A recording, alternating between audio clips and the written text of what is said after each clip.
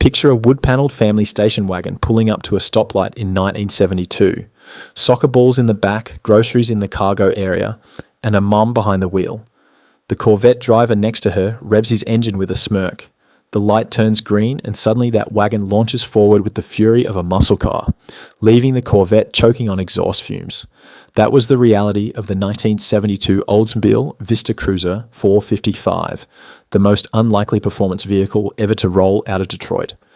The Vista Cruiser story begins on February 4th, 1964, when Oldsmobile made a decision that seemed crazy at the time. Instead of building their flagship family wagon on a full-size platform like every other manufacturer, they chose the midsize A-body platform shared with the Cutlass and F85 series. This was the same basic structure that underpinned the Chevelle Greenbrier, the Buick Sport Wagon, and the Pontiac Tempest Safari. The wheelbase measured 120 inches, which put it right in the sweet spot between compact and full size. This choice would prove absolutely critical to the Vista Cruiser's eventual performance capabilities. What made the Vista Cruiser instantly recognizable was not just its size, but its absolutely distinctive roof design. Oldsmobile engineers installed fixed glass skylights directly over the second row seating area. These were not small windows. They were genuine skylights that flooded the interior with natural light and gave passengers an almost panoramic view of the sky above. The roof was actually raised to accommodate these glass panels, creating a profile that stood out in any parking lot. The design extended beyond the passenger area too, with lateral glass panels positioned over the rear cargo area. Oldsmobile even provided sun visors for the skylights, acknowledging that all that glass could get pretty intense on a summer afternoon. The interior space was remarkable for a mid-size platform. Oldsmobile claimed 100 cubic feet of cargo space with the seats folded down. The second row featured a split bench seat that retracted forward, allowing access to an optional third row. This meant the Vista Cruiser could haul 8 people when needed, or convert into a massive cargo hauler when you folded everything flat. For families in the early 1970s, this flexibility was absolutely essential. The exterior could be ordered with wood cladding that ran along the sides, giving the Vista Cruiser that classic station wagon look that defined the era. But even without the wood, the front end had a muscular appearance. Large hood vents dominated the design, hinting at the potential power lurking underneath. These were not just decorative. They were functional elements designed to help cool the massive engine that some buyers would choose.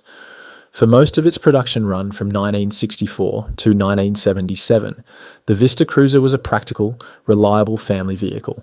It went through 3 distinct generations, with the second generation running from 1968 to 1972. Most buyers ordered their Vista Cruisers with the standard 350 cubic inch V8 engine. This was a perfectly adequate power plant that provided decent performance and reasonable fuel economy. But Oldsmobile offered an optional engine that transformed the Vista Cruiser from a family hauler into something completely different. The optional 455 cubic inch rocket V8 engine was a genuine monster. At 7.5 litres of displacement, this was one of the largest production engines available in any vehicle, let alone a station wagon. The engine featured a bore of 4.126 inches and a stroke of 4.25 inches. Both the block and cylinder heads were constructed from iron, making this a heavy but incredibly durable engine. The design utilized a wedge head configuration with only a 6-degree valve angle, which was unusual for the era, but contributed to the engine's character. The crankshaft was typically cast iron, though some rare examples came with forged steel crankshafts. This became important in racing applications, where the 455's bottom end showed some weaknesses. The engine used 2-bolt main bearing caps and had relatively weak webbing in the block. For drag racers trying to extract maximum power, these factors could cause problems. But for street use, which is how the vast majority of these engines live their lives, the 455 was incredibly forgiving and long-lasting. Owners routinely drove these engines well past 100,000 miles with nothing more than regular maintenance. What made the 455 special was not just its size, but its torque characteristics. This engine produced a massive 370 pound-feet of torque. That number does not sound astronomical by modern standards, but the way this engine delivered that torque made all the difference. The 455 had enormous low-end grunt. You did not need to rev it to the moon to get moving. Just touch the throttle and all that torque arrived immediately, shoving you back in your seat with a force that seemed impossible from a family wagon. The year 1972 marked several significant changes in the automotive industry. This was the first year that manufacturers had to use SAE net ratings for horsepower and torque, instead of the gross ratings they had used previously. The gross ratings measured engine output on a test stand with no accessories, no exhaust system, and optimized conditions. Net ratings measured the engine as it would actually perform in the car, with all accessories attached and a real exhaust system. The change meant that power figures looked much lower on paper, even though the actual performance had not changed. For the 1972 Vista Cruiser 455, the official rating was 250 to 270 horsepower using the new SAE net standard. Under the old gross rating system, this same engine would have been advertised with significantly higher numbers, but the reality was that this station wagon could run the quarter mile in 14.7 seconds at 94 miles per hour, or 151 kilometers per hour. For a vehicle weighing well over 4,000 pounds, or roughly 1,814 kilograms, and designed to carry a family of 8, that performance was genuinely impressive. The engine connected to a turbo-hydromatic 3-speed automatic transmission.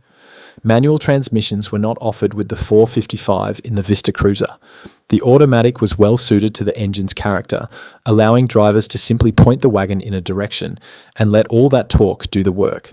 The transmission was robust enough to handle the power, though enthusiasts looking for maximum performance might have wished for more gears. Oldsmobile did not advertise the 455-equipped Vista Cruiser as a performance vehicle. There were no special badges on the exterior screaming about the engine under the hood. If you ordered the wood paneling, the wagon looked exactly like every other family hauler crowding suburban driveways across America. This created the perfect sleeper, a term used to describe vehicles that hide serious performance capability behind an ordinary exterior. The concept of the sleeper has always appealed to a certain type of enthusiast. There is something deeply satisfying about beating a flashy sports car in a race while driving what appears to be your mum's grocery getter. The 455 option was relatively rare in Vista Cruisers. Only approximately 25 to 35% of buyers checked the box for the big engine. The additional cost, combined with concerns about fuel economy, meant most families stuck with the standard 350. The base price for a Vista Cruiser ranged around $3,000 to $4,000, which was reasonable for a vehicle of this size and capability. Adding the 455 pushed the price higher, but for those who wanted the performance, it was worth every penny. Some Vista Cruisers received even more special treatment. Hurst Performance, the legendary company known for their shifters and muscle car modifications, got their hands on some 1972 Vista Cruisers for Indianapolis 500 support car duties. These vehicles used 455 engines equipped with W30 performance hardware, which included a hotter camshaft, better breathing, and other modifications designed to extract more power.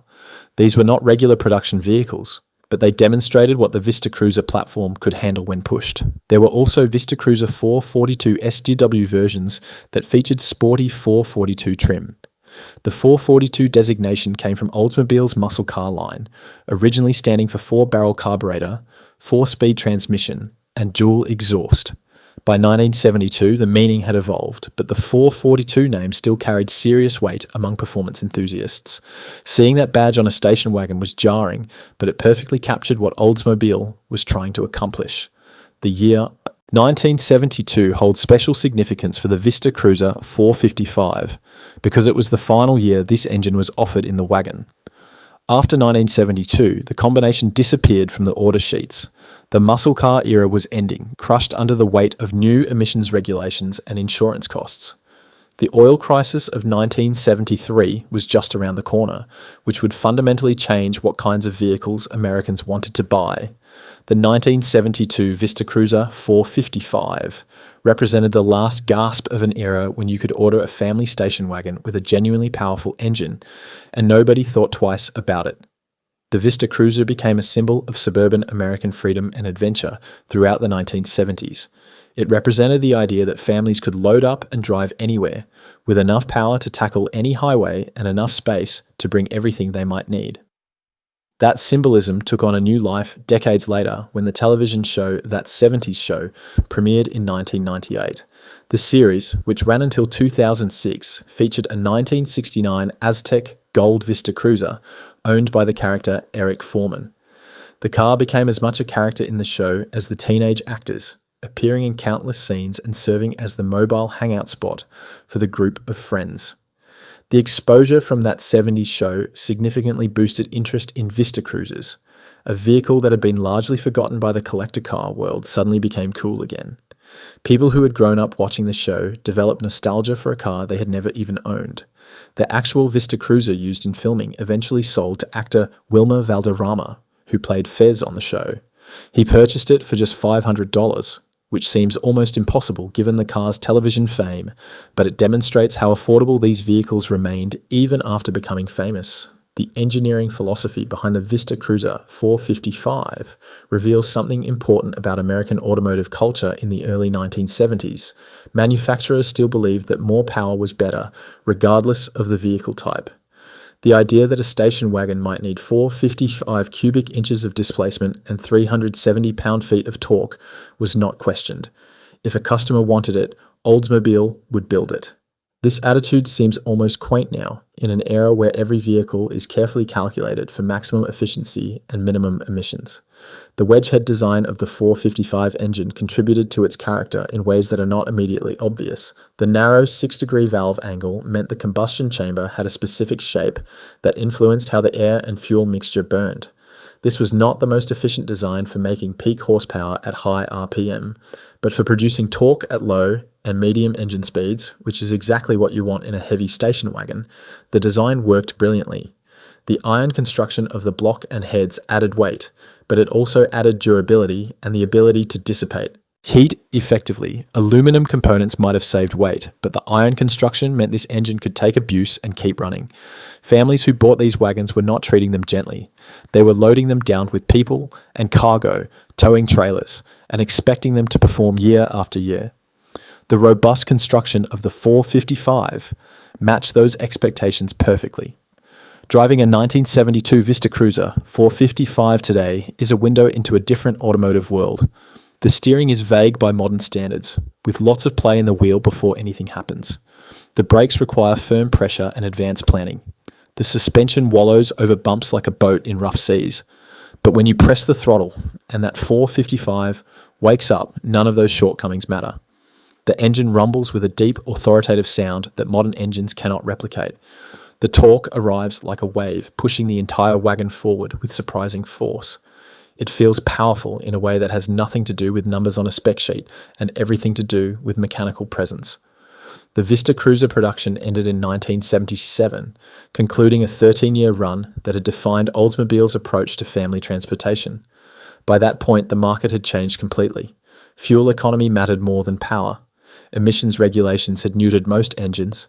Insurance companies were charging premium rates for anything that looked remotely performance-oriented. The concept of a performance station wagon seemed as outdated as tail fins. But the 1972 Vista Cruiser 455 remained significant because it captured a specific moment in time when this combination still made sense to enough buyers that Oldsmobile kept offering it. It represents the transition point between the wide-open muscle car era and the restricted automotive landscape that followed. Vehicles like this were not built to be collectible. They were built to be used, to haul families and groceries and camping gear. The fact that any survived at all is somewhat remarkable. The sleeper appeal of the Vista Cruiser 455 has only grown over time. In an era when performance vehicles are loud and obvious, there is something appealing about a wood-paneled wagon that can surprise unsuspecting drivers. The contrast between appearance and capability is so extreme that it borders on comedy. But it is real, documented, and was available directly from the factory for anyone willing to check a box on the order form. The legacy of vehicles like the 1972 Oldsmobile Vista Cruiser 455 extends beyond their specifications and performance numbers. They represent a philosophy about what cars could and should be.